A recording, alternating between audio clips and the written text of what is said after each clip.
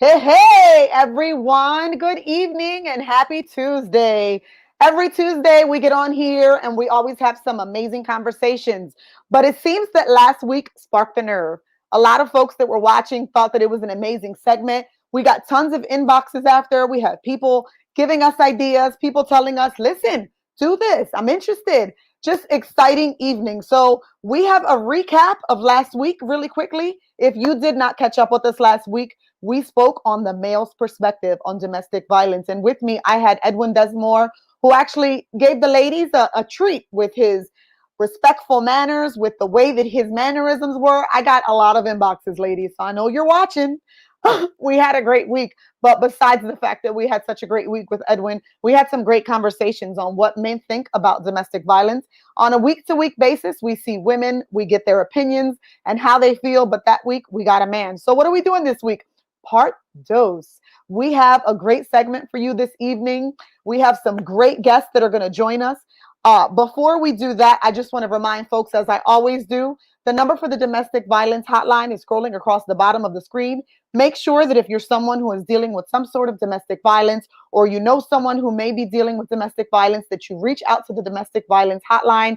You can reach us on our website. You can reach us through Instagram. You can send us inboxes. And if we cannot help you, we will find the resources that can. So take that number down, 1-800-799-7233. If you cannot speak to them over the phone, remember they can chat and text at the same time. So ladies and gentlemen, I want to welcome back Edwin Desamour to our screen because he brought us this amazing topic last week, a male's perspective. And I also want to give a quick shout out to my very, very important person in my life, one of my best friends, Evelyn Ramos, who could have been with us tonight, but unfortunately, her family suffered a tremendous loss. So we want to say that we wish them many condolences. We love you. Our hearts are with you. We're sorry that you could not be with us tonight, but you are here and I see you on the screen. So we understand you couldn't join us. But ladies, listen, this topic tonight, healthy conversations, was all Evelyn. This was her idea. So we want to thank Evelyn for that. So while I do that, let's bring Edwin Desamour back on the screen. Hey! No, What's up, man? I told you already. You got to pump that energy up, dude. I'm too hyper. I'm trying. Welcome back to the screen with us again. Super excited to have you back. We got so many great feedbacks, inbox messages, phone calls, texts, everything to have you back. So they asked, they received. Edwin Desamour, you are back. So what are your opinions and your thoughts about last week before we bring our other guests on? I think it was. I believe it was a great conversation, but really was surprising to me was my inboxes were a little bit different. Many men were reaching out, just Right. really appreciating the conversation and just wanted to talk about what we spoke about, and them reflecting on their own situations and how they're treating their other half. Mm-hmm. And they were listening. Believe it or not, they were listening. So I think that was the beautiful part about last week, and I was pretty excited about that because usually I'm talking to people about other things like the community and dealing with at-risk youth, but this time around, men who I would not never name their names, but these guys are the ones you least suspect to step up and say, hey, I really need to check myself on how I treat my other half. Right. And that's major. Because like we said last week, and Evelyn was actually the one who made that comment, there's a lot of pride and machismo that go into domestic violence. And, sometimes our people don't realize what they're doing or what they're speaking with their tongue are also offensive. Not hitting all the time is domestic violence. People can be brutally hurtful to the people that they love and not even realize it with their words. So I think it's super important that we're having this conversation tonight about healthy conversations in a relationship. You may not be in a relationship that's physically abusive, and you may not even be in a relationship that is, domestic violence per se, emotional or verbal. But I think sometimes we need to check how we speak, how we say things to one another, and how we can step back in our relationship. So tonight I'm super excited, Edwin, because besides us, we have another female and another male who are also going to join us for their perspective on this. And I'm super excited because, as always, when you do your own thing, you're able to bring on people that you love and so that we can always support those folks as well. So I am bringing to the screen Ray Velez, who is a very dear friend of mine. I have known him since I was like 14 years old. I've always wanted to work with Ray, so this is the first time I get to work with him. Well, that's awesome. So that's great that we're bringing him in. So Ray and I have been friends since I was about 14, 15, I would say, maybe even younger. But he's been a very, very big supporter of Love Shouldn't Hurt. And I've wanted to have him on the show for a while. So I thought, why not have him with you? We all work in the same organization. And I think at some point we all have just wanted to work together in some capacity. And tonight I figured we'd bring them together. So we're going to bring Ray on first, and then we're going to announce our phenomenal female woman who I'm super ecstatic to have on because she's a hoot. Let's welcome Ray Velez to the show. Hey, Reynaldo, are you posing? Oh, look at that. What's up, guys? What's up, Ray? What's up? How's everybody doing? I'm good. I'm pumped. I'm excited that you're on. One of my besties. Yes. Trying to get to work with you, Ray. Good. See that? Oh, I love to bring people together. It's so nice. But anyway, you were watching our show last week. You know what the topic was about.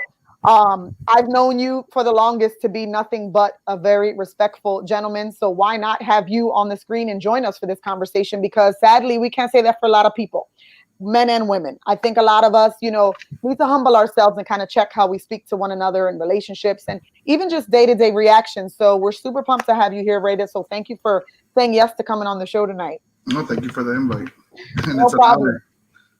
It's an honor to have you. So listen, I can't be the only female on the screen because I got a whole lot of attitude and a whole lot of sauce. So I figured, why not bring someone on? If we needed to replace Macomai, who has loads and tons of energy, why not bring another Fiera Latina to the screen who doesn't need much introduction? So let me bring Charlotte on the screen so you guys can see how amazing this chick is. Charlotte, we're going to welcome you to the screen tonight too. Hi, guys. How are you? What's up? After that introduction, I feel like a lot of pressure. Like it's about to be on. Well, it is about to be on. Thank you guys for having me. This is actually so great. I'm really honored. Thank you. Awesome. So listen, you are new to this screen. You are new to the Love Shouldn't Hurt movement. I know that you have definitely followed me. But you were from far. You left me, my love. She was from Philly. She left me. She is in Florida now. And when we thought about, okay, who are we going to get to replace Evelyn? We need somebody with some energy too. I was like, listen, if Jasmine can't come, if Evelyn can't come, if people can't come on this screen, we need somebody who's going to be just as loud as me. So I figured, so I was the last resort. Shit. Okay. Thanks. Yeah. Let me think. And listen, if you don't know Charlotte, you're going to get a lot of that all night. She's going to play you all night long. Like, damn, I was the last. Okay. I feel special. I didn't say you were the last one. You said that. Those were your words. So listen, we already got the comments coming in. People are super pumped to see us, and I am too. I want to start this off by always just letting our followers know that we do this for a reason. We have a mission behind Love Shouldn't Hurt. We are here because we want to continue to spread the message of positivity so that people know that if you're going through some sort of domestic violence, we are here to help. You may not want to be on the screen. You may not want your face shown. You may be one of the supporters who inbox me after, but I want to always make sure that the information that we give and that we spread is something that's super, super important. So I think, like they're saying, we have a fantastic group of people, and I'm going to let Mr. Desamour go and start off his icebreaker so that we can start this night off. So Edwin, listen, take the wheel. Well, before we get started, I just want to let folks know that there's no right or wrong answer to this, and you need to respond with the first thing that comes to your mind. Oh, snow. And I also want to encourage for those who are listening to pick up a pencil, or just hopefully you have a good memory and know what you picked or which statement you picked. So we're going to go into the land of make-believe, and I'm going to give you a scenario, but please be honest about your answers, right? So this scenario, I'm about to start reading. Number one. You are in an old abandoned building where no human has set foot for years and have discovered a staircase, a secret staircase leading underground. Slowly, you decided to go down that staircase. Slowly, you make your way down the steps, counting the steps as you go. How many steps does it take to get to the bottom of those stairs, of a secret stairway? How many steps does it take to get to the bottom of these stairs that is hidden in an abandoned building where no one has set foot for years? How many steps? Write that down. What number of steps? And I'm hoping the listeners are writing their numbers down. And please share it if you want. Yeah. Say your numbers, people. This is all interactive. We love to get feedback from our audience. All right. Number 2. The underground room is pitch black. Uh-oh. Shit, I ain't going in there. All right. The underground room is pitch black. Then from the darkness, you hear the sound of another person. Is this person weeping softly? Is this person moaning wordlessly? Or is it a voice speaking to you? Pick one. I'm going to repeat that. The underground room is pitch black. Then from the darkness, you hear the sound of another person. Is this person weeping softly? Is this person moaning wordlessly? Or is it a voice speaking to you? Pick one. Melody's heading back up. I'm like, with all due respect, it's almost sounding like a Spike TV scenario. You know? Well, let's answer honestly. You know. Okay. Well, I'm just letting you know where my mind is at. Yeah. Number 3. How do you react on hearing the sound of this other person? Do you try to search out the source? Or is it your first instinct to run back up the stairs without looking back? Or are you paralyzed with fear and frozen where you stand? Pick one. Say those again, Edwin. Okay. How do you react on hearing the sound of this other person? Do you try to search out the source? Or is it your first instinct to run back up the stairs without looking back? Or are you paralyzed in fear and frozen where you stand? Okay. All right. Last question. I'm scared. Right? There's still more. Last question. After being scared, after whatever, going through all this stuff, now you finally hear a person calling your name. And someone opens the door. There's a light coming down the stairs. You hear someone calling your name, and you see a figure from the light on the top of the stairs. Who is this person coming down the stairs? Name someone in your life. Name someone in your life. Does it have to be living? I was going to ask the same question. It doesn't have to be living. Just name a person. All right. So are you ready? Are you guys ready to figure out what this is about? Yeah. I'm ready. Yeah. Okay. Abandoned buildings and underground rooms are highly symbolic of buried memories and old psychological scars. All of us have had an experience we'd rather not recall or a heartbreak we thought we'd forgotten. But the memory is not so easily erased, and the things we hope to forget linger for longer than we like to admit. Your responses to this situation shows how you deal with painful memories of your past. So you guys ready for the answers? Mm-hmm. Yeah. All right. Now, anybody willing to share first the number of steps? Me. What? Go ahead. 5. 5. Okay. I said 15. 15? Damn. I said 21. 21? Okay. Anybody out there share? How many Yes, steps? they did. We had a 38 38. by Miss Colon. Eugene said 10. Melody said 40. Okay. Well, here we go. Mm-hmm. The number of steps to the bottom of the stairs indicates the impact of psychological scars you are bearing. People who said there were only a few steps, like 3 or 4 or 5, have little adverse effect from the past. But those who described a long staircase leading deep into the earth are carrying deep wounds inside. It's pretty factual. All right. Yeah. Number 2. Anybody want to share how they reacted with the sounds? I said weeping. Weeping? Weeping. Voice speaking to me. Wow. Me too. Okay.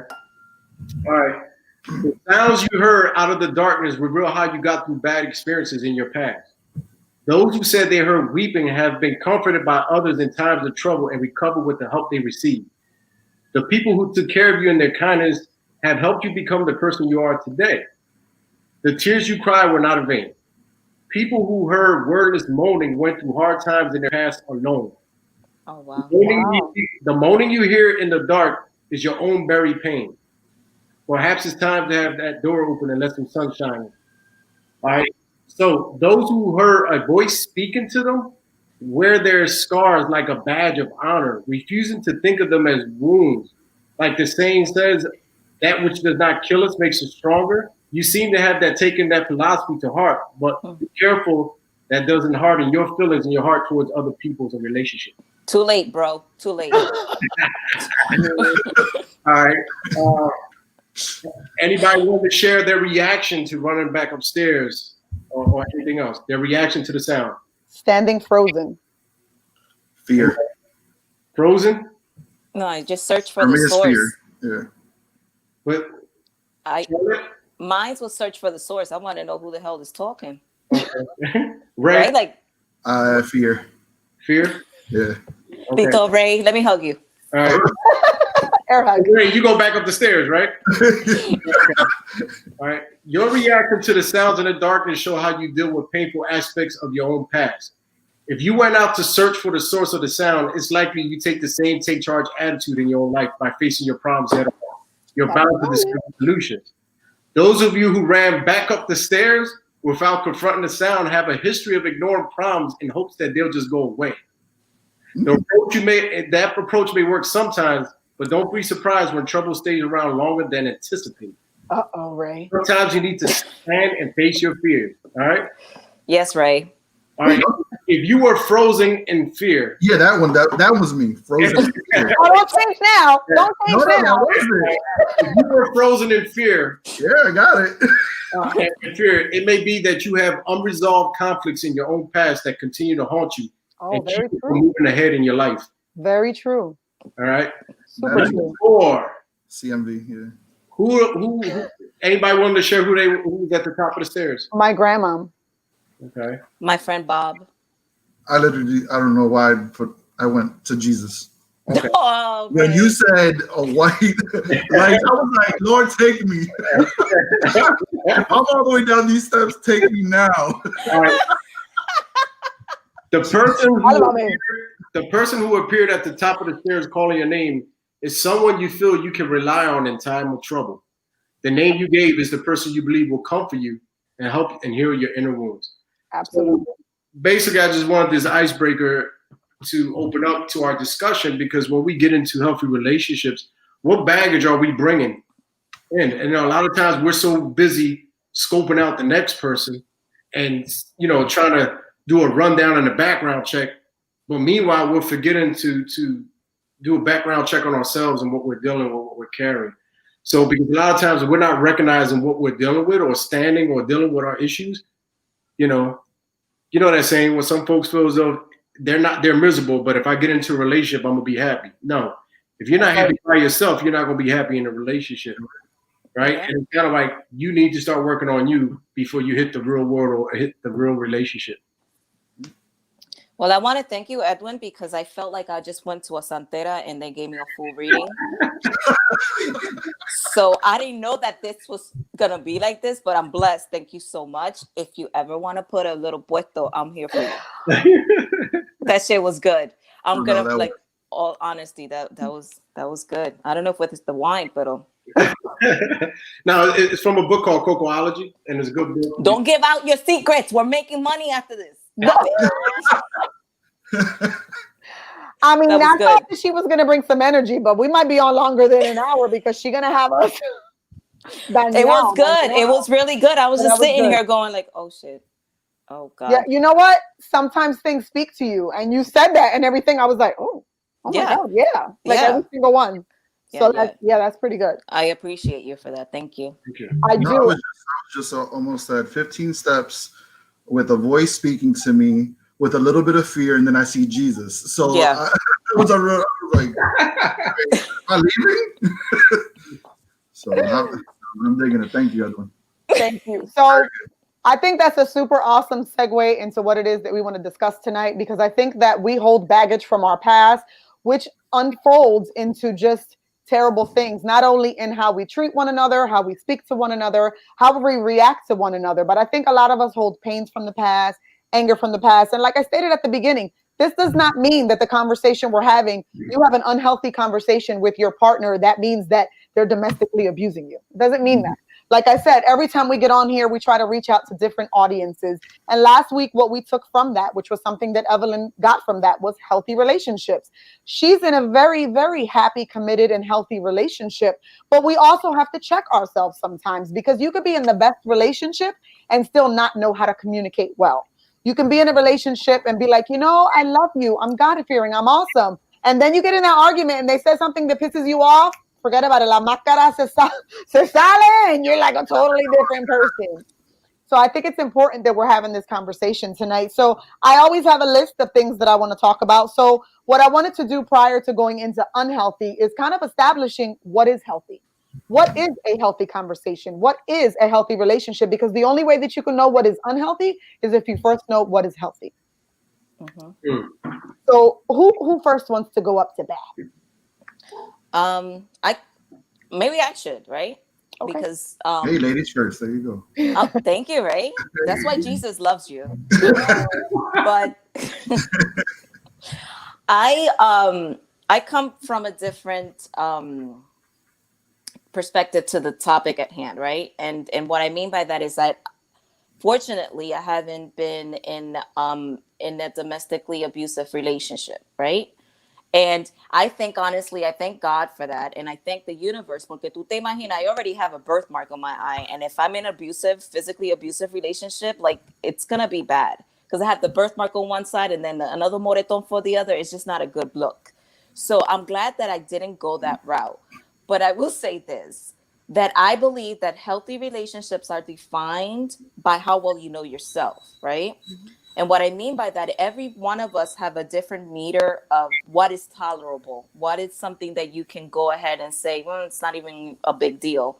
And right. What are things that are just non-negotiable, right? Right. So I think that comes from knowing yourself. And I think that sometimes when you rush too quickly into a relationship, this is just my thought and, the many years of experience, because, I'm older than you. I think that once I know myself, I know when I go into a relationship, I know what's not going to be negotiable, like calling me outside my name, even if it's in joking matter, that's not negotiable for me. Like, that's one of those things that I kind of be like, you about to get stabbed. Not that I'm violent. I was going to say we're not promoting violence. But, and like, I won't say it because I think that that's where you go wrong with a female. Like, I watch enough Snap to know that not to tell your next move. But what I'm saying is that I know that my non-negotiables are certain things that I've learned about myself, my trigger points, right? Mm-hmm. So I believe, it's just my personal opinion, and everybody might differ, that I think that your healthy relationship is defined by how well you know yourself and what your trigger points are. That's what I've learned about myself. The things that I was okay with at 18 are no longer okay with me at 44. Absolutely. Right. So that's, or 25 with, however many anniversaries. Yeah. So that's I agree. That's awesome. Gentlemen, Ray, you want to go? I mean, it's a little bit of a give and take with relationships. For me, I mean, I've always been a person that I'm an open book, and I don't know if that's sometimes even a good thing or sometimes a bad thing. I guess I'm going to say it also has its moments, because I feel as though, since I'm an open book, I expect, and that's the expecting piece, that I expect them to be as well as an open book. So. I agree with Charlotte, so you tend to think about a little bit of a negative mind sometimes, because of the fact that you tend to even think about, are they willing to give me the same, or am I getting too much? Should I pull back? So right. You tend to, being in a relationship, you tend to then question everything. Question yourself, right? And then, while questioning yourself, I mean, it's just, you don't know whether to give 100, give 110, or give 50. It's just like, so it has its moments. But I've always been a person that I'm an open book. So it's like, what you see is what you get. Yeah. And I don't want to change that, especially when it becomes that I love to joke around. I love to joke around. I love to be me. I love to, make people laugh, make people smile. And that's always been my main focus. And then just an overall being that type of person, and especially with being around, looking at my parents, wanna, you tend to look at that, and sometimes you want that, and it's just, so I guess me being in a household that has had mom and dad, you tend to then look at that while you're growing up and saying, I want that one day, Yeah. Reflect it. Right. Edwin? A healthy relationship is being able to be around a person without feeling like you're walking on eggshells. Yeah. You should be able to be comfortable. Basically, not being afraid to share how you feel, express your emotions, without that person like, are you kidding me? Or even if it doesn't have to be like when I say emotions, there's good emotions, right? So if you feel good about something, you should be able to feel comfortable saying you feel good about this or you feel about that. So I'm a firm believer and folks should be able to feel comfortable. And Ray mentioned something about what you see is what you get. I think sometimes folks got a tendency trying to change somebody to make them believe or accept their ways. Accept this person for the way you are. Yeah. And then I think that, in my opinion, I just think the downfall is when someone says, "I'll get them, but I think I could change them, or persuade them to be a certain way, or feel a certain way, or act a certain way." And that's the worst thing. That's like putting someone in prison and not let someone be who they are. Amen. Yes. So I agree with all three opinions. Unfortunately, I've had the misfortune of living in so many negative relationships that at times I feel like it's difficult for me to see what is healthy. And when I say that, people must be watching and saying, how is she doing this whole thing if she doesn't know?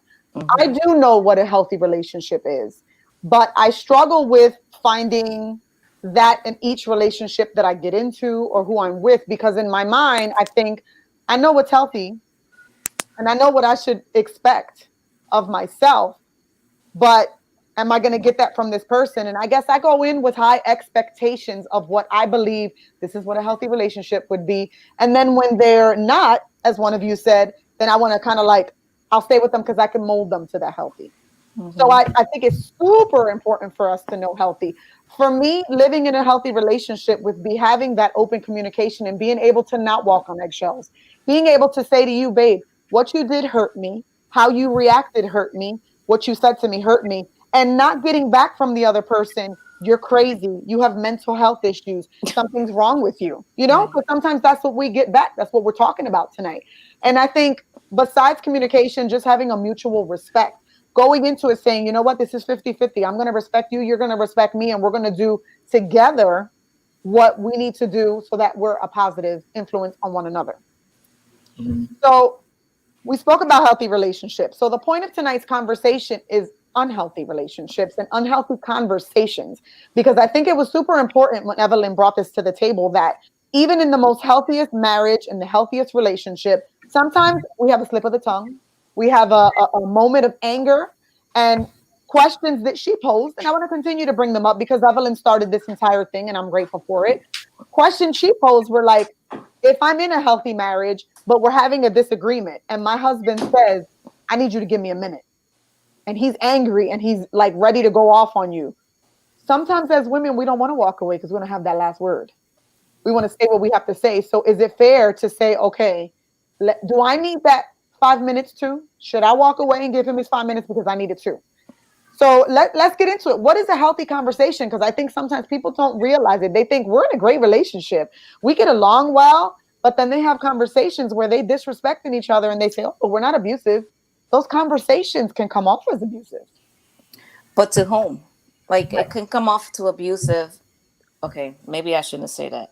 What I mean is like when you have two people, and I'm sorry if I just jumped in. Like please stop me because Pinot Grigio can be bad. But when you have two people that have their own dynamics on their own, right? Like for example, I'm going to give you a prime example because I am the person that walks away. I am the person that walks away because I'm very good and slick with my mouth. And then that's not to say that I will say things like mama or cabrón or anything like that, but I can utilize the words to make you feel less than. Right. And I've learned that about myself. Again, that goes back with learning, right? Mm-hmm. So when you have two people that know each other, the dynamics are different, right? So when you say abusive, I think that some people might think if I call somebody a dumbass, it's abusive. On Charlotte's, I am very abusive at times. Some people like it. I don't know. But when it comes seriously to that abusive, like the perspective of somebody else looking outside, looking in, might think it's abusive. The dynamic between two people of what they think is acceptable might be different. Case in point, I have friends that have been married for years, Mm-hmm. right? For years, and I'm not gonna call them out. But when I've been in their homes and their space, like I'm very much, even though I'm loud when it comes to friends and being outside, and I'm very much an extrovert in that respect. When it's me, I'm very much an introvert. I'm just very like shy at times, which is a little bit weird to like kind of believe, but it's true. But when I go and see that in their dynamics, I'm like, holy shit, something is about to go down. And you don't know whether the North Philly in you wants to see the fight happen or the grown up Charlotte wants to walk away, kind of it. But then they come back together and they're fine with it. You know what I'm saying? So I think a lot of times what the perspective on the outside might be as like, damn, that's abusive to them, to the two people inside, their dynamics, however broken they are, that's still okay within that ball of where they're at. I don't know if So that makes any sense. So it's about one's perception. So to me, it might be Yeah. okay in my relationship, but to someone on the outside, they might see it like, damn, something's wrong with them. Right, because to them it might be just be like passing words, and I'm not generalizing by any means. Some folks might be in a relationship where they pretend that it's okay to be called a B or be called outside their names, but inside they're hurting. And that's where that whole thing of me saying know yourself, know your limits, know what your trigger points are, right? Because if you know these things, you know that the first time you catch it, the first time they say something, you're like, yo, I don't like that, that's not cool, I don't vibe with that. But some folks have been in that in that, see, I'm gonna get a little bit like, I don't know if you guys are gonna agree with this, but some folks, for the sake of compromising, they allow certain things to go by even though they're your trigger points. And what ends up happening in a passionate moment, when things are, because passion can be love and passion can be anger. In a passionate moment, that trigger point overflows and you're like, yo, I don't like this, and then you kind of retaliate, right? But is it really because you let it get to that point where you kind of was complacent at saying, all right, I'll let that be, I'll just let him, from a female's perspective, I'll just let him say that, that's just him blowing smoke, but I'll let him know when he's calm? No, because if he gotten that upset, is because at some point he said it in passing and you didn't nip it in the butt. And that's not me throwing shade or any guilt or anything like that. I don't want to come off like that. But know your trigger points and know what from the get you gotta nip it in the butt. You know what I'm saying? I think to that retrospect, we pick and choose our battles. Right. So sometimes we feel like if I'm having this argument and he says something to me that I perceive as disrespectful, I'm gonna pick and choose my battles because today I don't feel like having that deep of an Right. argument with him. Right. So look, my godson is telling his mother to tell me. He says hello. Hi, Georgie. Nina sees you. But I think it's a moment of perception for the person and what we choose to pick our battles, which is Right. allowing us to say, let me choose our battles. Edwin, you look like you're deep in thought there. What's your thoughts on this right now? No, I was just thinking about when you mentioned healthy relationships and what is bad. When you really think about it, like the worst thing that ever happened to, I don't even want to say just young people, adults too, especially adults, is reality shows. Because reality shows, people, when you hear reality, you think that's a reality. You think those are real relationships. And when you look at these reality shows, they only going to play what gets controversy, that controversy. Yeah. Right. The fighting and the bickering. So when you got young people and some folks who really don't socialize too much who are watching these shows, they feel as though, is that what a relationship is?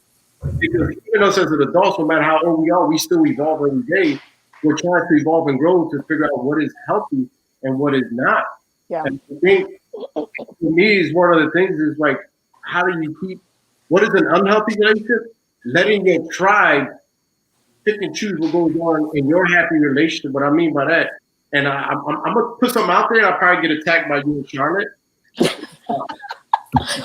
I don't know, because you're soltero now in my eyes, so I don't want to mess Let with me you. take my sip because I'm a little afraid of what he's about to say. And Ray, I hope you got my back. Well, basically, I think women, this is my opinion, women are more notorious for this, right? Where they start nitpicking someone's man with their friend.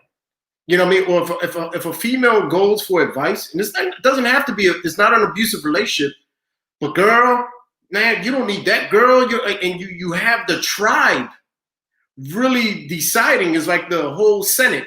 And they're going to decide whether you're in this relationship or not. And then you got this poor woman who's listening to her friends who are right now single and miserable and everything else, right? But then next, she becomes single and never works it out with her husband or her man. And now you find yourself in a world where you're miserable because your friends now are in relationships. Now they're not giving you advice no more because now they live in their life. Now they don't even want to go out partying no more. So you just left with if you understand what I'm saying, because a lot of times, say if a woman, for example, you're home and a woman's like, right now I'm washing my man's clothes, and I watch, girl, you wash his clothes? Like, I don't do that. What you washing his clothes? Maybe she likes to wash his clothes. Maybe it's not him forcing her to. Maybe this is how I was raised. This is what I do. But what happens is, I think what's unhealthy is when you let people start throwing little stuff in there. If from a man's point of view, if you have a man saying, yo, you let your wife wear that stepping out? Like, dude, like, why are you into what my wife is wearing? Why are you into what my girl is wearing? So it goes both ways, but it's kind of like to me is unhealthy is letting certain entities start getting in your head of what it's supposed to be like, because you could have a happy relationship and then you're going to have someone tell you, you're not really happy. This is what's wrong with you. And it's kind of like knowing when to back the tribe off and protect what's yours. You ever notice that it's really hard? You don't hear anybody talk about a healthy relationship, because healthy relationships are really private. Okay, you get a big touche on that for me. Like, I'm sitting here like, whoa, all right. You know what? And I say that because a lot of times when you're having drinks with your comadres and your friends and whoever, and I've been guilty of it, and you're having a conversation and they say, oh my God, he said what? Yeah, whatever. Next time, make sure you say this to him, or make sure next time you say that to him. And that next time is going to get you in trouble because you listen to what Susie and Millie and everybody else said, because they're hyping you up like hype men, like, yeah.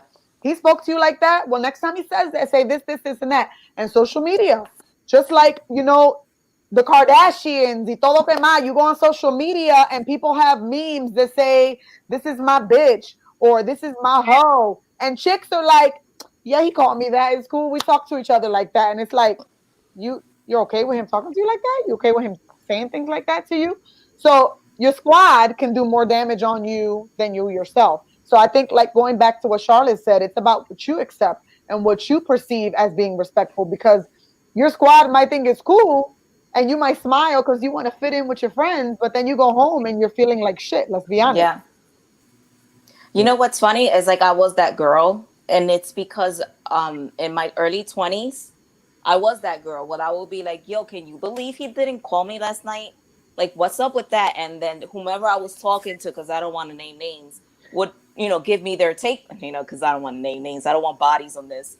But you know what that came from? Because I'm honest, I'm a real one on that one. That came from gaining validation, where I didn't know exactly what I was doing when it comes to relationships, because I don't know how to, like, there's some girls out there that know exactly, like, when you visual, like, from the outside coming in, they know exactly how to maneuver their man, right? They know exactly what to do to get their man to act a certain way and so on. I never knew how to do that. I was too busy having like 2 or 3 jobs and being crazy. But that comes from validation. That comes from, like, right, he's okay, right? He does like me, right? He's not cheating on me, right? That's where that allowing other outside voices or your squad to come in, I believe came from with me after soul searching, right? So now it comes to a point that I don't tell what my business are. If I'm dating somebody, you will never know. Christina and I had that conversation earlier today. Mm-hmm. It is to the point that folks don't even know who my son's father is, because I'm that protective. because I don't need anybody validation for that. And sometimes us as females, we require that you're in a squad, you're 20 deep in your squad, and you're like, these are my, BITCHs. They're going to be riding for me for life, whether this dude stay with me or not. And that mentality goes to a next level. Yo, you think that he's cheating on me because we're going to roll up on him. Guess what? A brother doesn't like being rolled up on if he's chilling with his boys, right? But our mentality on the drive over there, I'm going to tell you from personal experience because I've done it. Don't judge. Our mentality on the drive over there is like, we're going to fuck his car up and we're going to fuck up that bitch too. And then when we show up there, he's playing freaking wife like we. And I'm looking like an idiot like out there.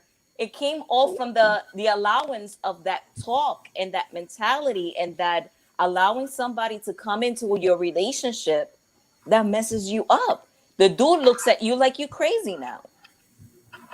So we're going back and forth and we're great, but we missed Ray. So I'm sorry, Ray. No, that's Ray is okay. just laughing at me. He's like, Charlotte's crazy. Charlotte, this is Charlotte. Welcome everyone to the show. This is Charlotte. So before we get to Ray's topic, I want to do as I always do in the middle of the show. I just want to always put out a reminder because Love Shouldn't Hurt stands for something and we're not just here bochinchando. If you are dealing with something that is domestic violence, whether you're in a home and you're afraid, make sure that you reach out to the National Domestic Violence Hotline at 1-800-799-7233. If you cannot talk because your abuser around, you can chat and you can text them. So Ray, I want to hear what you have to say on this because I think that, we've all given our perceptions and I see a very, very controversial comment.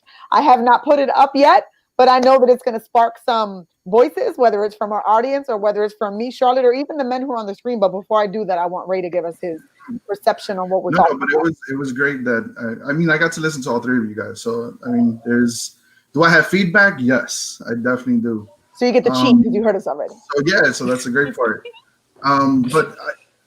Honestly, I'm just gonna put it how I was raised. I guess it's because of the fact that, and me seeing that I was raised with both parents, I knew how to be I was grown up to be a gentleman. You know what I mean? So when I saw my mom, my dad, they probably they even had an argument. I didn't hear it. Mommy had she would go do what she had to do if she's gonna, place the food onto the table, or mommy or papi was in the living room watching the baseball game, and I'm coming downstairs from my room and everything seems cool. And it was just, you could kind of tell that something was happening. So you would look, okay, one's in the living room, one's in the kitchen, pero the respect that was there was, nene, negro, la comida está en la mesa. And it was just, he would come up, gracias, whatever. And you didn't really see that. Now it's like there's people that put their business on social media. Oh, I can't stand him, blah, blah, blah. I want everybody to hate this person because I hate them. Mm-hmm.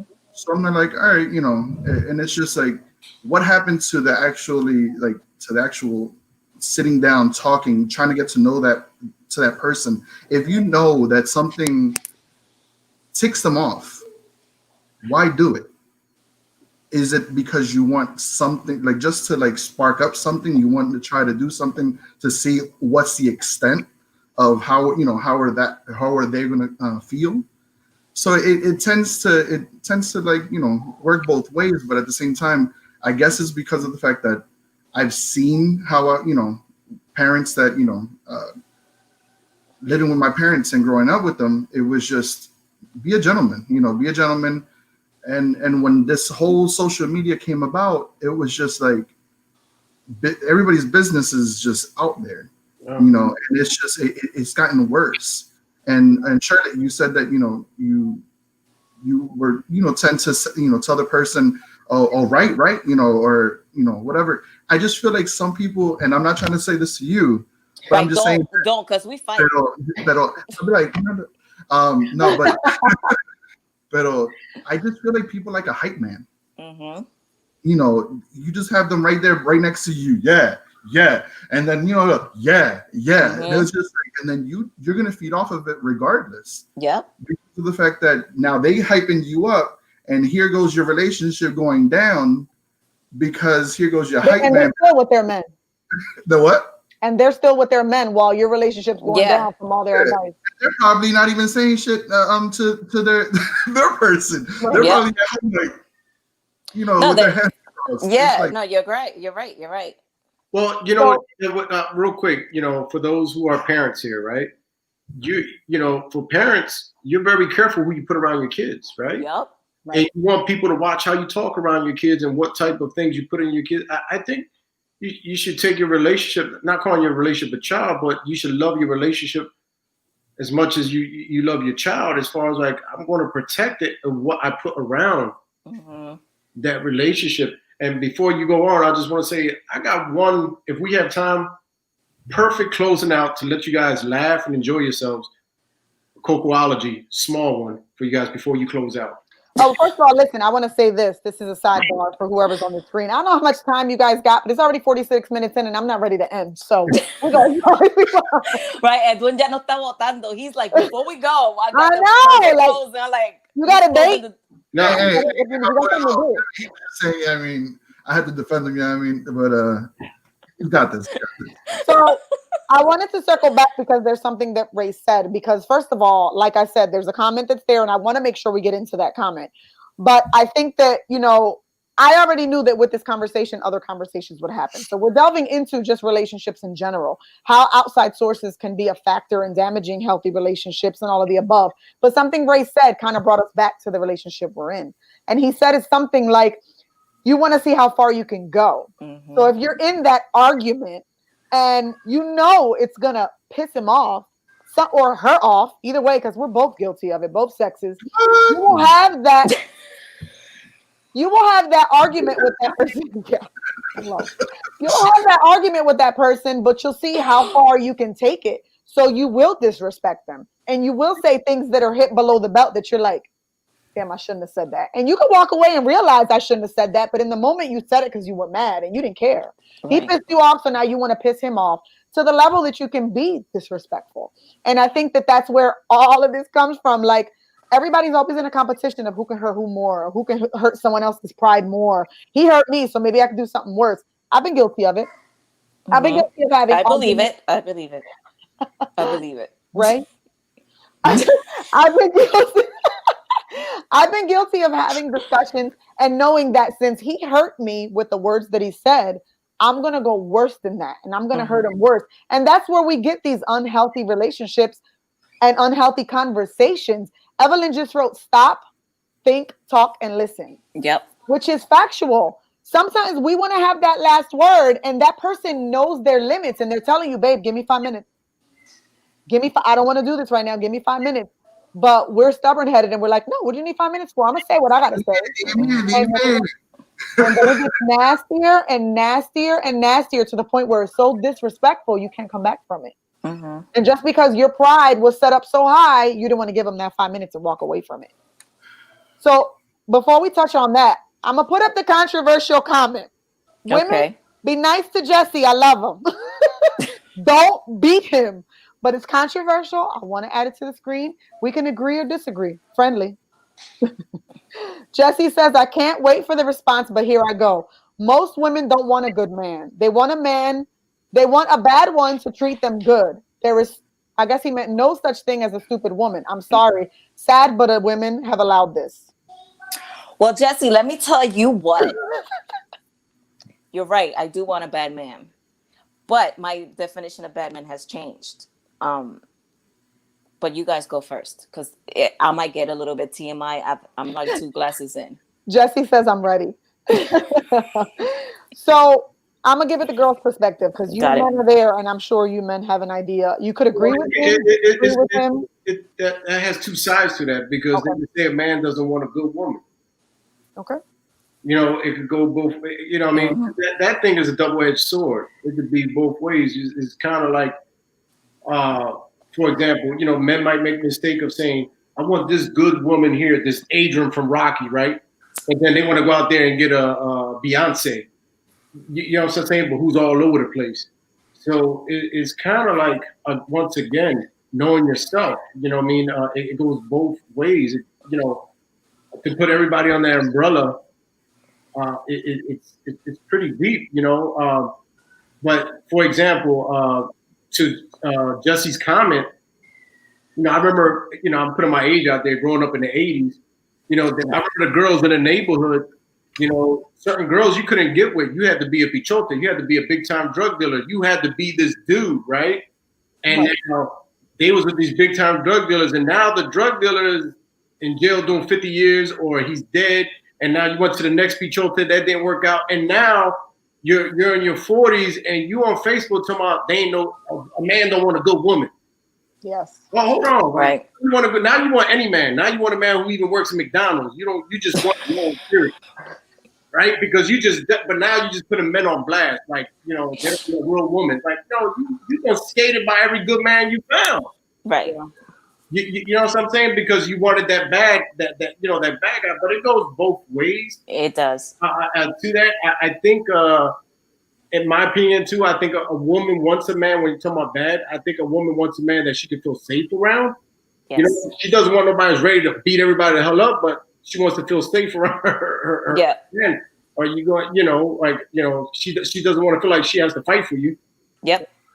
I agree with Edwin. I mean, unfortunately, there's guys that want a trophy.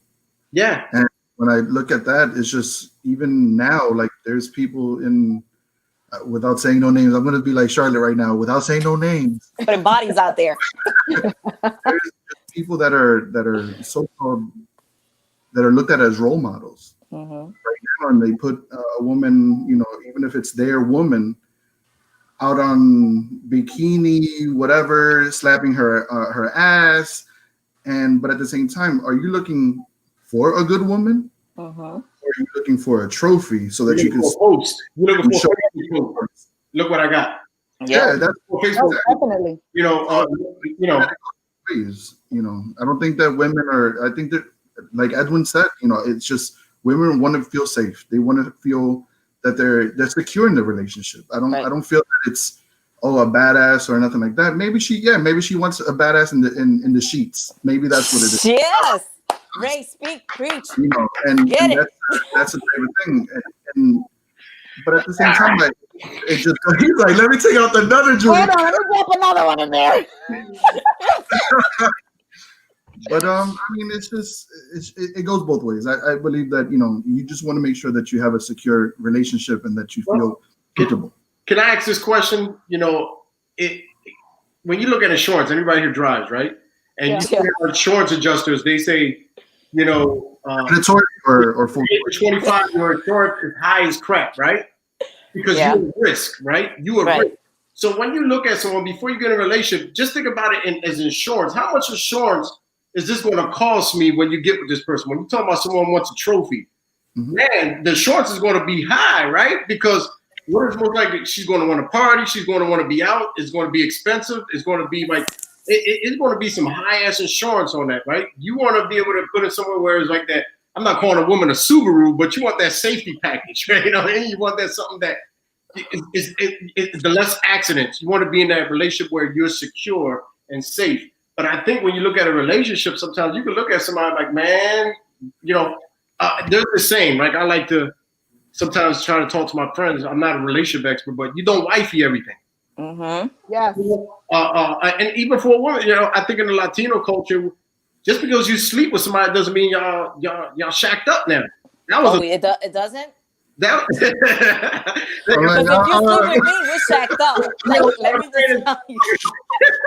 That was a booty call. All of a sudden, you know, that's No, Edwin, no. At this age, you sleeping with me, it's on. It's over.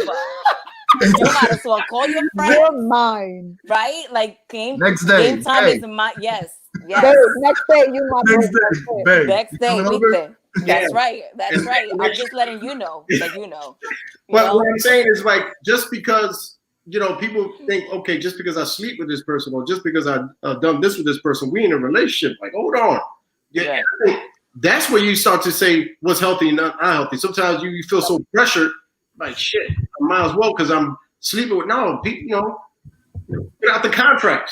Like, listen, after this, sign on the dotted line. This is what I ain't signing shit. I'm gonna tell you that now, right now, Edwin. But I will say this. I will say this about that. Let's flip it for a second, right? The validation of a trophy girlfriend or a trophy boyfriend comes from a mindset, right? Yeah. So you can see all the risks. You can say, damn, he looks like a cheater, or he's cheated, or he's got that mentality type thing. But you know, I can work with it if he sees all the good things and the qualities that I have. That whole molding thing, right? So if you're not in the right mindset, you will validate whatever it is what's wrong with that person to say, yeah, he's like that, but you know, whatever. And as far as liking a bad boy, I'm gonna tell you like this. Now I'm gonna put my business out there. Ready? Thank you, Pino Grigio. Wendell Jackson, 13%. Here we go. One more time before you answer that. I've learned that I did like the bad boy. That came after me realizing, right? And it's because Christina knows me. I'm very much a strong woman, right? I'm the kind of woman that if you don't show me carácter, I will step all over you because I'm that strong. And it comes from my upbringing because I've had to fight for everything that I have. And I also came from that mentality that I was raised in a one-parent home, but everything that happened in my home, you don't speak about in the streets. So as soon as I left the house, I better put a smile on my face and forget everything else that happened. Right. And everybody that knows me, that doesn't know the ins and out of who Charlotte is, thinks, oh, she's always happy. She's always smiling. She's always joking. But they don't know it's like that song Payaso, that behind every laughter and every joke I played, there was anger, there was fear, there was all that kind of stuff, right? So when I chose my mates earlier on, it was always had to be somebody that was a challenge for me. And it wasn't so much whether he was dealing, you know, I grew up in North Philly. It wasn't whether he was dealing or he was making his money or he was just, you know, this guy. It was like, can he level at my level when it comes to having a strong temper? Where when I said, no, nigga, we staying home, he will be like, we're not staying home. We're going to do this. And I'll be like, oh, okay. One of those things. You know what I'm talking about, Christina. But that's where that bad boy came. And then later on, I found out that was toxic. Yes. Yeah. Because I'm searching for somebody that can trample me. I'm searching for somebody that can overpower me. And when it comes to overpowering, what happens is that you're stepping on somebody's voice, right? And within that relationship in the beginning, not now, because now I'm just a different beast. At that time, it was like it became almost normal for me to be overpowered by that person, by that bad boy. Guess what? That bad boy now left Charlotte without a voice. I'm no longer cracking jokes. I'm now submissive. I'm not quiet. In some instances, that may be good, depending on what's coming out of my mouth. But that's not the real Charlotte. So now I've learned that as a strong woman, I do want a man that is going to be a man because I'm still Latina. So I hate to say this, and this can get controversial, but as a Latina woman, I don't want just a man que se deja llevar. You know, I want a man that's going to be a man. You know what I mean? That's going to be the man of the relationship where I don't have to worry about, damn, do I have to fight for something? He got my back. I want a man that's going to have my back. He doesn't have to be a drug dealer, but is he going to have my back? Jump in there. Yeah. Jump in, Edwin. But if we sleep together, you're my man. I just want to tell you that because you talk about contracts and shit, and I don't know where your mind is at. Well, you know, just because I have the beard and the tattoos doesn't mean I'm a bad guy, right? No, I get that. But I just want to say that the majority of men, you know, even if you put them in a category of bad men, I'm going to let you ladies in on a little secret. Real men really want a woman they can feel safe with and protected emotionally. Right, we can protect you physically, but they want a woman they could go home to and feel like they're safe and you're going to keep me out of harm's way emotionally. And a lot of men won't admit that. But there's something that, you know, a woman has that could be nurturing and very loving that a man still craves, you know, and they won't admit that, but a real man will. So just do understand that also is not about, it goes both ways. You want a man to be a man, but you also want a man to feel safe in your arms also. Edwin, Chrissy, just put your phone number going across the screen just now. So just to let. I don't have to put his phone number across the screen because I am going to put 110 bet. And I'll get some inboxes as soon as we get off. For sure. You just said everything every woman wants to hear. They're all at home. Ay, he wants to be Yo, safe. he's Ven acá, single. papá. Ponlo aquí, ven acá. Can I say something real quick? Yes, please, go ahead. Sure, Ray, go ahead. How about those relationships that feel that one is more superior than the other, meaning job related, community related? When you feel that person, I'm going to say instance for a male. So when you have that strong woman that is making 6 figures and blah blah, and the male is not making those 6 figures, then is that intimidation? Yeah. Is that feeling insecure? Mm-hmm. Is that not wanting to grow? Is that something that feels that the male is just, I'm in a comfort zone? Or because that's where a lot of the arguments also happen as well, because of the fact that you can't put your pants maybe in the monetary way. So I'm going to put my pants tight, at home. Mm-hmm. And that's where it tends to create a lot of friction between both, So in my experience, and I'll say from my own because I've experienced this, I feel like when it comes to situations like that, when you're going into a relationship, you know what you're getting into prior to. And when I say that, I mean in that sense, what you're talking about. When you meet me, you know what job I work, you know what business I have, you probably know what I make yearly. Cyber stalker. Yeah, for real, we all can do that. But if you feel like where I'm at in life is not where you perceive me to be, you've made that decision to date me. And I've had people where I've dated them and, I know what I make as a school counselor. I know what I make on my side business with my photography. And I know what I have to bring to the table. But if I don't make 6 figures, that doesn't mean that I'm not at your level. Because I could still do a mean dinner for you. I'm washing your clothes. I'm cleaning. I'm that partner when you're sad and you're crying. I'm there for what I perceive to be all the important times. I've been in relationships where they make 6 figures, but that was part of the abuse because I don't make the same 6 figures. Your comment to me was, you're not at my level. Wow. So if I cheat or if I'm with someone else, you weren't at my level. But you knew that when you dated me. But see, that's where it comes back to these qualities of what's a good man. See, I saw his comment and I was like, this is controversial because I took it offensive. But as all of you said, it can go both ways. Because I do not want a bad man. I want a good man. But we enter the relationship, I think you're a good man. And then I start dating you. I perceive myself to be a good woman. People may say no. In my mind, I think I'm a good woman. I'm a mother. I do it by myself. I run my business successfully. I go to work every day. I do my job the way that I'm supposed to.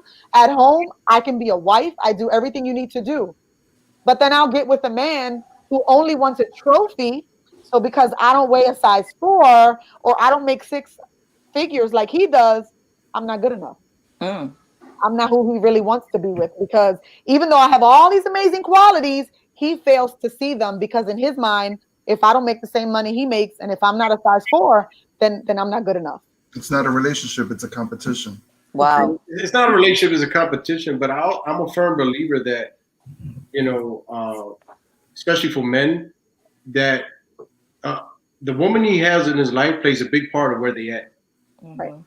And I think it goes both ways, and I think if someone is in a relationship and if someone is the breadwinner, you represent us. And we're going to get there and you're going to support that person and encourage that person. And I think security goes both ways too, because anything can happen to anybody at any time. And I think it'll be like, because let me tell you something about, for the guys that are listening, about that trophy woman. Anything can happen to you. It could be an accident, car accident, right? You want a woman that's going to be able to turn around and say, I got you. I'm going to hold the fort down. You don't want a woman like, oh my God, what are we going to do? No money's coming in now because you're hurt and she's going to jet on you, right? You want a woman that's going to be able to be like, I got this. You know what I mean? Because, you guys could carry each other. and you have each other's back. That's just my opinion on that. You know, it's just about being secure. But why are you in competition in a relationship about who's making what and throwing that at somebody's face? It's not a relationship. And if you want a trophy wife, if you want a sugar daddy, whatever you want to call it, call it for what it is, and understand not to be heartbroken when things don't go the way they do. Right. Yeah, I think that's some of the battles that we all face as women and men, because it's not just a male-female thing. I think we all face that because, like Jesse said, at one point in life, all of us wanted a bad girl or a bad boy because she was fine, he looked good. But like he said, he was dealing drugs, and that didn't work out for him. So now he in jail. So what happened to that bad boy? Estaba lindo, but now what can he do for you? Nothing. And I think that some people, and it's been my experience, and every time I talk, I want people who are watching to know I speak from personal experience. And that's the only reason why I'm okay to do these things and to speak, because I know I lived it. So I speak my own truth. I've accepted far too many bad things because I figured I could change that man. I could make him love me the way that I want him to love me, and not realizing that same man who said he loved me at the beginning and played himself as a good man, I see now I wanted him because he was handsome and I thought he would make me happy. But that's the same man now that's like, you don't got the same money I got, so you're not at my level. You ain't a size 4, you ain't at the gym every day, so you don't have the same commitment other people do. And that's where the hurt comes. They don't realize that those are conversations that hurt. They feel like, well, I love you. I say I love you, right? But those conversations still hurt. You say you love me, but that's not love. There's no love in those sentences. You could do better. You could be this and that instead of just accepting me, because you know what?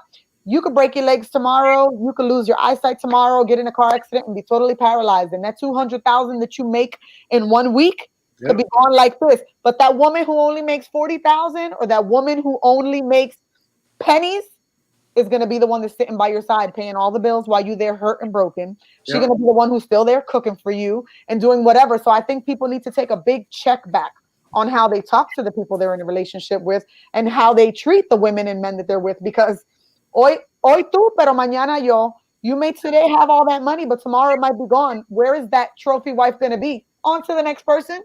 Because she's looking for the next dude that's making $200,000. She's not worried about taking care of you. I think it's about maturity also, especially for men, especially when you talk about choosing mates and relationships. Like I think there was a time in my life I would just look at the physical appearance. But now I think I'm at that point where I don't care how good you look. The minute I hear you speak, that's a whole turn off. Like if it's something like, oh Lord, like you were just good when you were just quiet. For real. Fantasy about talking, you know what I mean? Because you got no common sense, you know what I mean? And you can tell that. It's like when you dance like a job interview, man. If you go out and to dinner with someone, and Ray, I don't know if you ever experienced that, but and the ladies, but the dinner scenes forever. You like, man, we don't click. Like this is not going anywhere. Like texting your friend to tell you that some emergency happens, you can leave. Yeah, but it's funny because like I just leave. Yeah, my bad. I gotta walk my dog. Yeah. I just be like, we're not vibing. But what I'm saying is kind of like finding, and once you find something, protect it. Protect it by all means. Like, people put themselves out there from the door. Like they, social media, as soon as I got a man, and it's 54 pictures, and then, there's people, and I know you're listening right now, you probably get upset with me, but there's people, I don't even got to watch Young and the Restless. I already know who broke up yesterday. I already know who got Ponchinche. I know who's throwing indirectas at somebody. I watch people in 3 or 4 years have 5 different relationships, and every man was the best man in Prince Charming. The love of their life. And it's kind of like, a lot of times, though, some people, their relationships were attacked, right? And they exposed their relationship too fast, right? Because they it's a shame. I've seen that happen before with good people who have potential to be great. But as soon as they put it out there, the wolves are out. They started instigating and calling other people because the other folks still had certain baggages that they're trying to fix and clear. And that was attacked. So my whole thing is like, not everything's for everybody right away. If you're happy, be happy. Sometimes people, you want the relationship to be happy for you, or you want everybody to see. There you go. You just said it. Which one is it for? You know what I mean? Because that's the beginning of what's healthy or not healthy. You know what I mean? Like, you ever see movie stars, they try to be secret until somebody spots them somewhere? We saw this couple together. Yep. And they have no choice but to come out and say, well, let it happen that way then. Let's go and spot y'all at a dinner or a movie and then put it out. That's okay. But what I'm saying is, like, there's no need to, if you just met somebody and y'all finally kissed and y'all finally hugged and y'all finally knocked boots and all of a sudden, here's the picture. And then a week later, what they saying? Y'all need to mind y'all business. Yep. All up in mind, y'all destroyed, you know, and this and this and that. So I'm just saying, like, when we talk about what's healthy, you just got to protect you right now. You got to protect what you got going on. And not everything's for everybody right now. Probably just for your girlfriend or your best friend. Like, you know, that's pretty cool. The people who matter in your life count. Right. Right. You know? I'm sorry. That's another way where your squad can also hurt you. Because I've been in relationships where if I haven't posted his picture the whole year we've been together, when you're not around, oh, they're not happy. He must be cheating on her. If you can't post his pictures, oh, well, he married? Why you didn't post him? So people expect, let me put his picture next to me, because if I put it there on Facebook, then people will just, no, like, you don't have to know everything about me. So because I don't post him, he's married? Yeah, and well, that's where people maybe. Oh gosh. So listen, wait a minute. I don't want to talk because the topic's good. And like I said, I'm the one running this on the other side, so we can stay here forever. But anyway, for sure. in the middle of all of this, I want to continue to remind her, because we already an hour over. So I want to continue to remind for people who just joined. Our show is always with a great message, but we're here for one cause, and Love Shouldn't Hurt is always here for the same cause. If you're currently watching this and you just logged on and you're going through any form of domestic violence, be sure to reach out to the National Domestic Violence Hotline, 1-800-799-7233. If you cannot talk because you're around your abuser and you do not feel comfortable, you can chat and text. They are there to listen. You can reach out to us at loveshouldnothurt.com. You can send us an inbox on Facebook and Instagram. If we cannot help you, we will guide you to those who can. I just want to always make sure that we do that, because we get a little bit off topic sometimes. We forget to remember who's watching us. So for my people who are watching, as always, thank you so much for being here. I see the numbers going up and down, and I love the conversation. So let's take it back. Just wanted to make sure that I put that out there, because we always got to remind ourselves while we're here. Now, I have this one coquology that might lead into discussion between. Oh, you think you're laughing now? May I have someone? What? Yeah, man. Listen, I need you guys. You ready for this one? Be honest. Okay. Right? Oh, no. We just went to amusement park, right? You enter the park gate. The roller coaster looms before you with a line of people waiting their turn. How long do you have to wait before you get in on the ride? How long do you have to wait? There's a long line to get on this roller coaster. How long does it take? For me to get on the ride? Yeah, just come up with minutes of time, whatever it is, right? So the question is, did I eat before? Because I want to know how long do I have to wait. Number 2, your turn finally comes, and now you're racing and plunging around the roller coaster. What kind of feeling does the speed bring out of you? Well, Ed. All right. Number 3. Esto fresco. Like, what will you be inviting up in these fees? At the most exciting point in the course, the roller coaster dives into the pool of water and you're drenched by spray. What do you shout or scream at this instant? I'm not answering none of these Exactly, Ray. I'm not answering none of these questions. Hey, Ray, are you red? No, it's just the sun. La luz. There's your sun inside, buddy. Number 4. Ay, Cristo. Next, you decide to try the merry-go-round. But during your ride, for some reason, the horse you were riding breaks down and stops moving. What do you say to the horse? I'm not Get your shit and get out. of this. Like, that's what I say to the horse. No. Number 5. Your ride on a roller coaster was exciting, but it wasn't all it could have been. Oh my God. I've been there. If you were going to design the perfect roller coaster, what would the course look like? Boy, if you don't stop your shit right now, I'm gonna tell you that. What would that roller coaster look like? We're still talking about Charlotte. We're still talking about an amusement park, all right? Yeah, that's exactly. Right. It sounds exactly like my sex life. I'm gonna Look tell you that right now. Janine Alvarez said, pero mine's in the gutter, and so did Islia. Mine's in the All gutter. right. Now listen. All right. What was that last one again? Yeah, what was that last one? Your ride on the roller coaster was exciting, but it wasn't all it could have been. Yes. You were going to design the perfect roller coaster. What would your course look like? My course? Yeah, the roller coaster course. What would it be? You see, I'm not reacting, right? Edwin? Right? Like it's like he Jesus. I'll let those two get it. Yo. You ready? Anybody Yes. want to answer that? All right, Yes. that's that private, huh? Oh, you For the first one, right? Okay. All right. So, did you have a good time in the park? In psychological terms, rhythm, up and down motions represent sexual excitement. So, your response to the 5 questions actually show your attitude towards sex, right? I'm going to bring this up for a reason. I told you. I'm I about told to- you. I'm Esto about no to es mute. fresco. Listen, the I'm time about to you mute spend what waiting- you listen, explained. the time you spend waiting in line reveals how much time you spend or would like to with your partner to spend on foreplay. That's right. Did you have to stand in line for hours before the main event, or did you just jump on board without waiting? Right. 30 minutes. That's all Number it takes. Go. Number 2, your feeling during a roller coaster ride reveal how you feel while making love. Did you think this is the best ride I've ever been on, or your reaction was get off me? I think I'm gonna throw up. Those were not the options, Edwin. Number 3, all right. Water represents the source of life. Your words of the moment of the roller coaster splash into the pool show how you might stay or climb, right?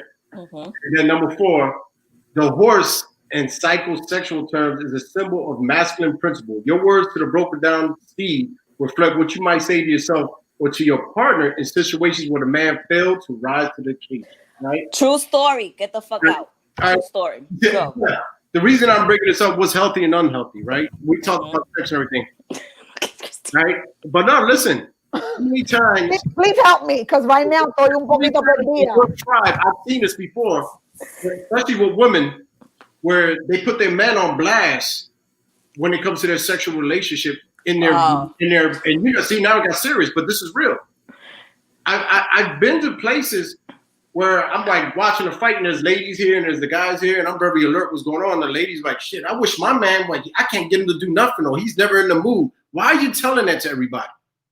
You don't know what he's going through. You don't know how much hard work he's been exposed to. You don't know if he's having some health issues or some type of allergic reaction. But now you got your tribe, you know, judging your man, or you got that one woman like, well, maybe I could work it for him, right? Being honest, right? Or you got men complaining about their woman and trying to justify their behaviors outside of the relationship because somehow they put their woman in the category, right? So what I think what's healthy and what's not healthy when it comes to sex, I'm just going to put that in there also because that plays a big part in the relationship, right? Are you willing to be open? Are you willing to talk about it? Are you willing to talk about what you don't like and what you like? Or are you going to sit there and be quiet and tell your friends about it? Or are you going to tell your partner, I like that, or I don't like that? I'm just putting it out there because that's a big, I know it sounds like a joke, but it plays a big part of But Ed, you bring this like right towards the end, bro. Like that, this is like a whole 3-hour conversation. he had 4 drinks already. You know, He's like it's good. Like, oh He's good my God. now. He's like conversation restarted. Refreshed. Right? Well, I'm gonna tell you like this from personal experience. I'm gonna put it out there, right? Because fuck it. Charlotte, Jesse said you're gonna need a designated driver. Well, I'm at home. Got you, Jesse. Anyway, but I don't talk about sex with my man to my friends because I've been taught to keep that to yourself because if he's not good, then there's a different perspective. People are going to look at him different. If you love somebody, you don't do that to that person. Right. Now, if he's good, and I'm not going to say that my friends are little tricks, but I've been in groups of tricks. You feel me? And then if I say, oh, yo, my man put it down last night, these bitches are like, for real? Can't wait till they break up. And guess what? Their whole perspective and their whole way of advising you changes, right? And this is again goes back when you needed the validation. I have heard that. So yo me quedo calladita, porque calladita me veo más bonita, even though my jokes are on fire. Second of all, Ed, you're a pervert. with these fucking things. You come out with this shit. I already knew what the game You're plan judging was. me. How you calling me Right. a pervert? And then I feel like she's abusing you right now. That was abuse right now. Like, you know, like That was a very unhealthy conversation. and if the horse is not doing what he's supposed to, in real talk, I will tell him to his face, you need to get your shit and get out. now, all right, wow, in your relationship to your man. Well, no, if it's in a relationship, it's different, Bobby, because I gotta wake up with him the next day. But if this is a one-time deal, todo esto, and he gonna come out with some crap, Papi, no, get dressed, get out. But if it's a relationship, at that point, it's just like, coño, now I have to be nurturing to him. Papi, what's happening? You know, and get it fixed. I've actually even heard this. It was. You have? Right? You've never been in a relationship. I've been. Okay, but that's part 3. No, but in all seriousness, I've actually known people that have divorced due to their sexual life. You know, they're perfect. They're perfect in every way, as in a provider. They feel safe. They feel, you know, like everything is like the great package, but then there's just that one thing. That it hurt them. Right. So like I could understand that. I could definitely understand that. I mean, sometimes you can try to make it better. There's, you know, someone could be having an attitude, another person doesn't know why because they're scared to talk about sex between each other. And you like, but that's the thing. I'm sure pissed off, sexually frustrated, and instead of telling her, babe, I don't like this, I don't like that, or it could be both ways where it could be disrespectful or not, but communication is key. But it's also that's one of the main factors is because of the fact that probably he or she did not talk to their partner. Okay, this is what turns me off. This is what turns me on, and I believe that. I mean, it goes like you know, Edwin have said, you know, it does definitely. Sex is. Important. It's either great or bad. It's like I don't believe that there's like in the middle. I just believe that if you really want that person and that person turns you on, for me, you got to turn on this first. I mean, sex is not, in my opinion, sex is probably 97% mental and the rest of it. I mean, it's all in the head. It's all in the head. Let me interject. Just because we're going back and forth, and I'm okay with that. I knew that our subject content would just kind of go everywhere to a lot of different topics, which is amazing because I love. But I want to make sure that we adhere to some comments because we've gotten a lot of comments. So I've actually received one via text though.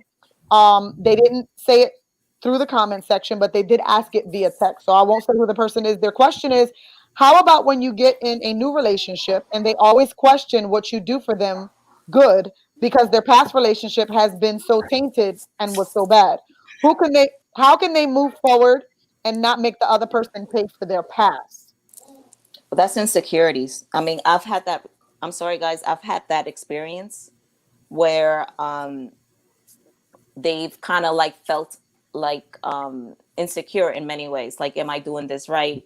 Because I know you know, your lad's boyfriend because you was with him for so many years and all this bullshit.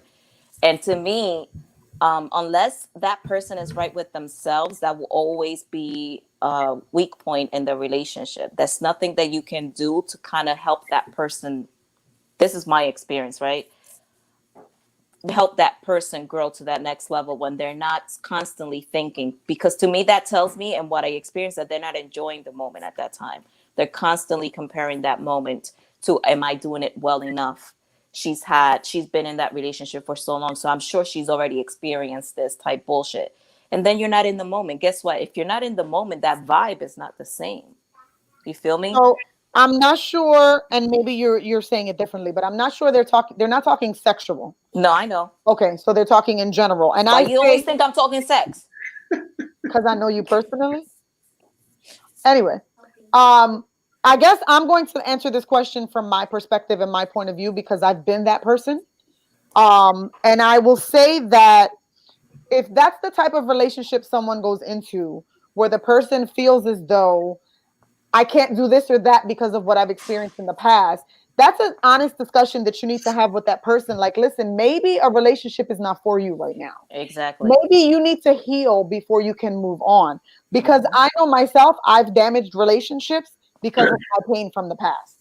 Because I can be with the best guy, but in my mind, if he has a female friend, he's going to cheat on me with someone else. If he walks out that door, he's probably going to her house right now. You know, and that's it. To me, I don't feel like it's an insecurity, but it's just a pain that I can't let go of. And in my mind, I'm like, oh my God, this has happened to me so many times before. I know that's definitely what he's doing. And that's a fear. It's a fear, right? I'm not insecure in me because, no offense to anyone on here, but I know I'm cute. You know what I mean? I know I got it going on. I know who I am. And I don't say that. I don't say that. I don't say that lightly, and I don't say it arrogantly. I say it because it took me a long time to feel that way about myself. For a long time, I thought I was a piece of shit. No matter what it is that I did, I didn't feel good about myself. I didn't feel beautiful. I didn't feel like I deserved for anyone to be with me. And when men beat me, I felt like at least I have somebody. So I say that confidently now because I know in myself that I'm a good woman. But a man can play off of that. He doesn't even have to be an abuser. Right. You're right. Men will pick up on their insecurities and try to boost their own self-esteem up and say, hey, wow, like you should be lucky you're with me or stuff like that. You know, and that can happen either way. But also not just in relationships with a couple, but I think with friendship also. Yeah, definitely. You got friends out there who makes you feel like, yeah, you're here and I'm this person, you know, and it's like a real relationship. You encourage each other and you both know that you're beautiful and love on each other. But I think people will play off of that. Anybody, not just in your relationship. Oh, definitely. At your job, at your colleagues, your coworkers, like people will spot your insecurities and play off of that and work it. Yep, that's called manipulation, and that's what I'm saying. Like if you are constantly comparing yourself, meaning the other person, or if you constantly have that in the back of your mind, you're not enjoying the moment. You're not enjoying the moment. And if you're going to be in a relationship, people forget what's the reason for a relationship, right? You find this person that you vibe with, that everything seems a little bit more that it makes sense. You tarnish that by comparing it to a past hurt. You can't move forward like that because you're bringing that hurt up to light. You will always have that hurt. You might as well have stayed with that hurt. How do you fix that? Yeah, so that's what I'm saying. Let me answer that. What did you say? What did you say, Edwin? You know, I'm just questioning for those who are listening. You know, for those who probably like not asking that question, how do you fix that? How do you not compare? Or how do you block these thoughts of this person is going to cheat? Or how do you block these thoughts of feeling like you're comparing yourself or comparing that person to somebody? How do you block all that? That's self-love and self-healing. That's how I did it. But you also have to ask yourself, are you in the relationship that have they cheated on their relationship and that's how they got out? I don't know if that makes sense. That does make sense. But it's just sometimes you're over here with good intentions, but then the person that you're with now cheated on that person. So that's why they're single now they became single and you got with them. So you tend to like kind of overthink it sometimes. And I've seen it myself that, you know, some people are like, oh yeah, you know, everybody's here. And this is true story. Everybody's here. Who are you texting? Mm-hmm. Like everybody's already, so who are you texting? Mm-hmm. And I'm like, like, you know, that's not something that I need to hear. Mm-hmm. That's your insecurities are already being known actually just by everybody, because now everybody's starting to look at, you know, okay, this insecurity is being very noticeable. Mm-hmm. But it just depends on how secure are you and do you really need to be in that relationship? And also your personal growth. I mean, at the end of the day, I'm going to put it out there because everybody's talking about cheating and stuff like that. I've cheated and I've been cheated on. Mm-hmm. You know, and I think people need to be honest about that on both sides, especially women also. Mm-hmm. You know, a lot of times when people say cheating, it's easy to just picture a man. Mm-hmm. There's a lot of cheating going on when it comes to the ladies.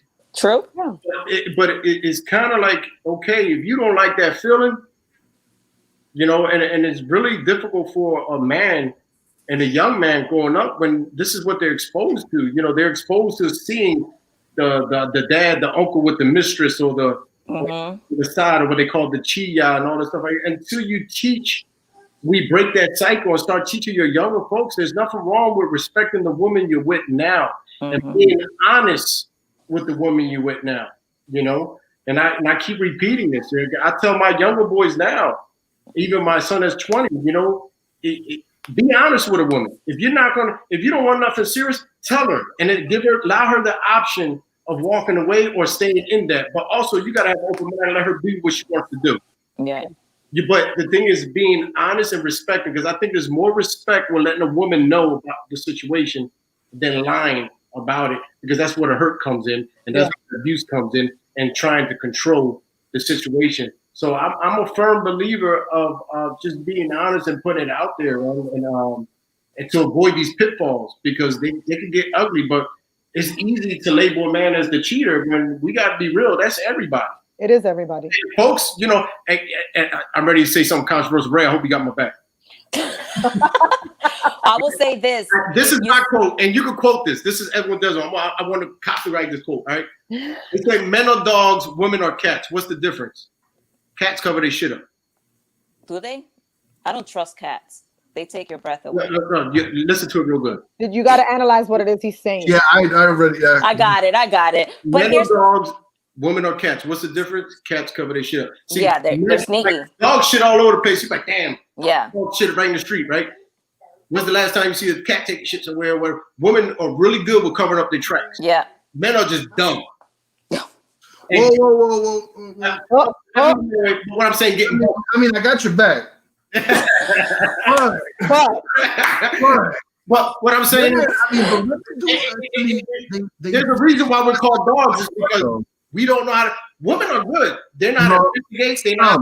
I'm going to say some. Because there's been people that I'm with them, and it's just like it's amazing, it's great, and it's like, all right, and then somebody's telling me like, yo, I saw blah blah blah somewhere else, or I saw this person. I'm over here like, you saw her where? The wet with the towel. Oh, then you didn't check your shit right. Yeah. I mean, it goes both ways, but I understand what you. I mean, a woman got more of a CSI team. You know what I mean? Like girl, like I search and they look and they do all this research and forensic evidence to find the stuff. Men just be like, you know, they had to really see it with their own eyes. But I mean, but the thing is that women can be like, hey, I was here, I was with you, and you got my back, right? Yeah, Charlotte got that face like, yeah, I've done that before. Yeah. I have, and I'm gonna be the first one to say it. I have been cheated on, and I've been the cheater. But here's the thing: there's like this whole stigma with women who said that they cheated, because then they're like, "Oh, she's a little puta." You know what I'm saying? It's more acceptable in a Latino community for the man to be the cheater, because when you're the one I'm gonna put myself out there. I don't care. Like, I don't care what people think about me. Whatever. You don't pay my bills. But I've cheated. I have cheated. Whatever the reasons I've put behind why I cheated. I'm not proud of it. I made sure I put my thing down when I did it. But this is how Charlotte is, that I came back home and I said I cheated. You feel me? I didn't even bother covering up. I didn't even bother telling, yo, by the way, I was in your house. No, I came back home and I said, yo, by the way, things are not right. I just did this. Yeah. Well, and Ray, I disagree with you a little bit with the women cover up, because there's a joke, right? There was a husband and wife at home, right? And they said to each other, let's see who got the best friends. Let's see who got the best friends. The husband said, I'm gonna call 4 of your friends up and say that you went out last night with, you know, my wife said she went out with you last night. She still haven't come home. Have you seen her, right? And she was supposed to do the same thing for him, right? So first of all, he called up her friends. Yo, my wife said she was out with you last night. Her friend was like, oh, she wasn't out with me. Not last night, right? All her friends said the same thing. She called his friends. Oh, yeah, he was with me, right? And 2 of them say, yeah, he's here right now sleeping. Want me to tell him where he went out? So, that's a good one. So I'm enjoying this conversation. But we have now been on an hour and 35 minutes. Don't drink You his shouldn't food. have invited me. You shouldn't have invited me. Don't drink his food. No, I think that we have, I like to always look at the comments before we end and kind of see some that I think stick out to me. So I think that what we were just talking about kind of jumps back to, and Jessica said it, jumps back to last week's discussion, honestly, because you said, how do we combat that? I think it starts with us realizing that if I'm broken and I have issues from my past, I Right. need to first find comfort in myself alone.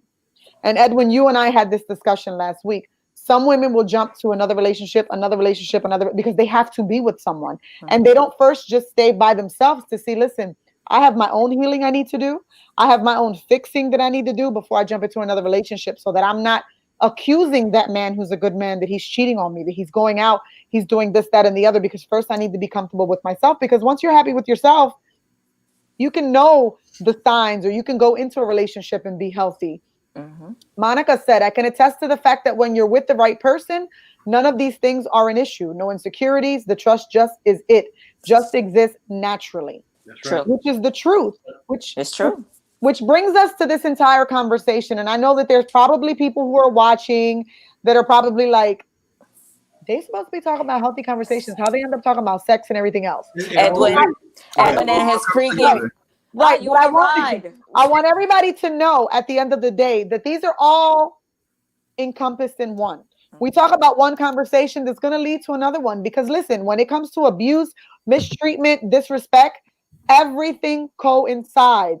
You can be mistreated by the way that your partner talks to you. You can be mistreated in the room when you're having sex with your partner by the way that they talk to you, or they call you out of your name. Edwin, we won't go back to your comment last week. Well, you can be mistreated in so many different ways. So I knew that this conversation would not stick with just what we had to talk about. But I want us to all know that all of these things encompass. And the point of the show was to find out healthy relationships. And I think that we led some really good conversations.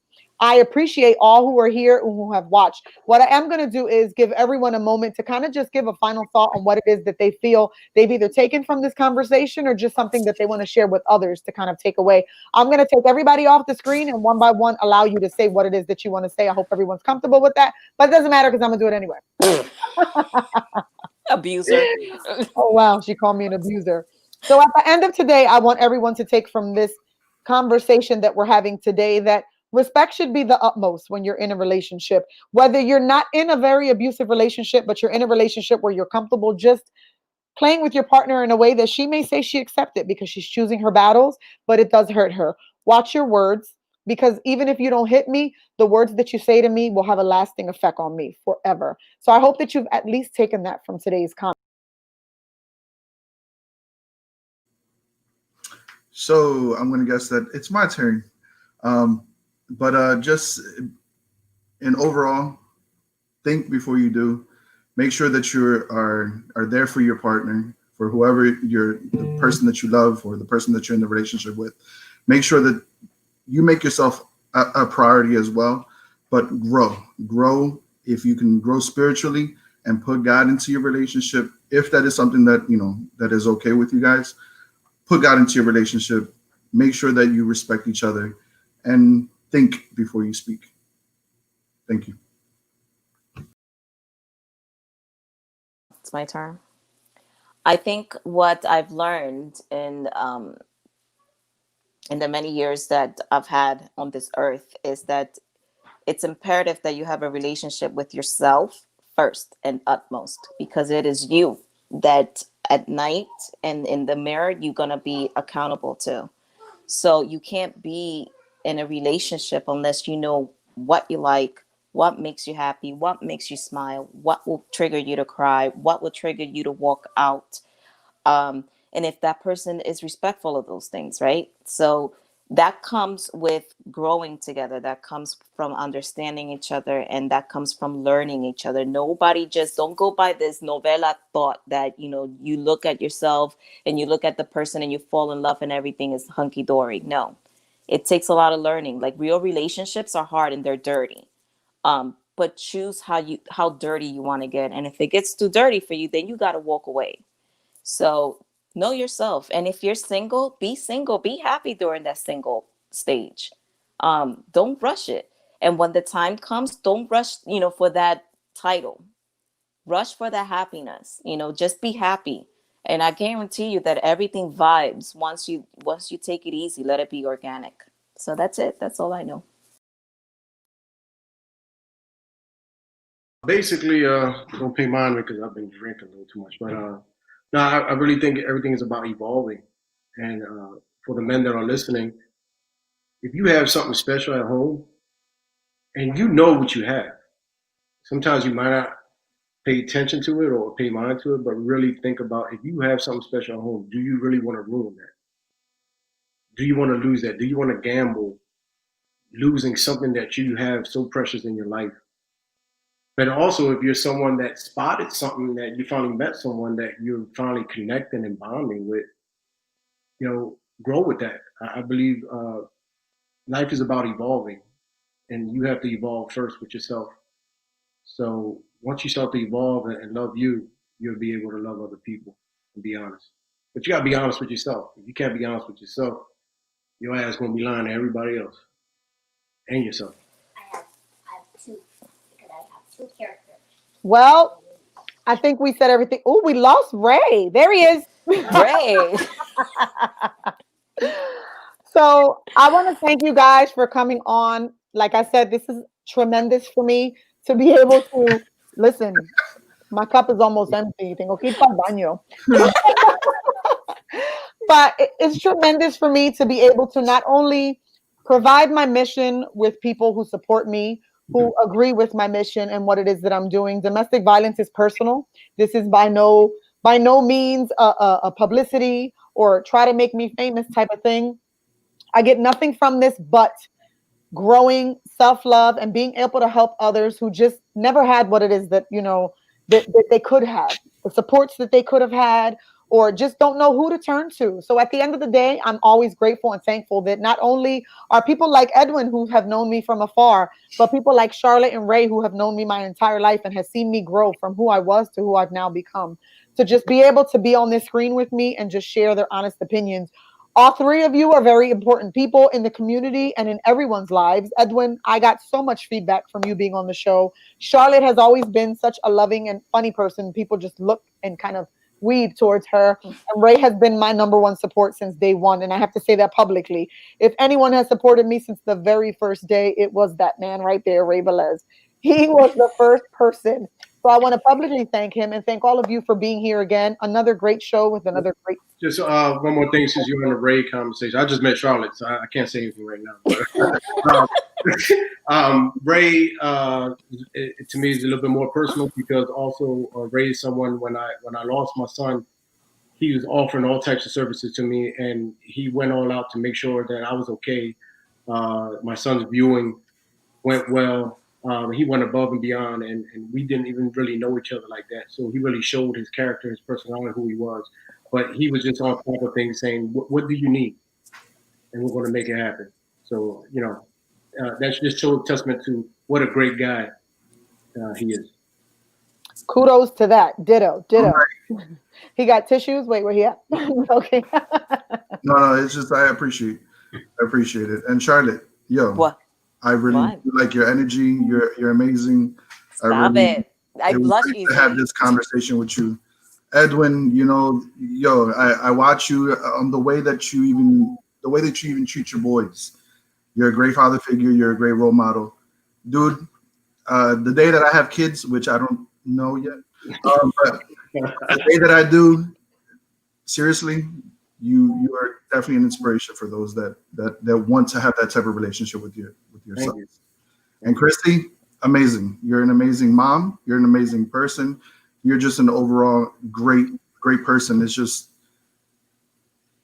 I've noticed you put your heart right onto your shoulder, and that's not bad. Mm-hmm. So don't think of it as a bad thing. Express yourself, continue doing what you're doing, and just be great, because love shouldn't hurt. Should be even. It's going to get bigger. It's going to get bigger because of the fact that I know that you put love shouldn't hurt, and you can see it all right from your heart on your shoulder. So. Yeah. Thank you for allowing a conversation that won't be allowed anywhere else. But these are the real conversations that matter. Nothing that's supposed to be catered and politically correct. We said we wanted to say we were humans, and we had a nice discussion with some drinks. The kind of discussions that you will have at a bar or anywhere else or at a family gathering. So this was good. So I hope folks really enjoyed it, because I did. You guys had drinks? I only had orange juice. You suck. You chose Jesus as your person. Like, come on, dude. Like, My mouth is open again. Jesus Thank you Christ. guys so much. To everyone that's watching, I just want to thank all of you for hanging out with us. Our numbers have gone up and down, and they have stayed up there. That is totally amazing for me. I love that people love what we do. I love that they provide feedback. Your interaction was awesome. We are now an hour and 45 minutes in. Never thought that it would be this long, but I should have expected it with quality people. So listen, un abrazo, love, hugs, and kisses to everyone. I hope that you all have an amazing night. For everyone that watched, thank you. And for my people on the screen, much love. Thank Good night, you. everybody. Bye, guys. Yes.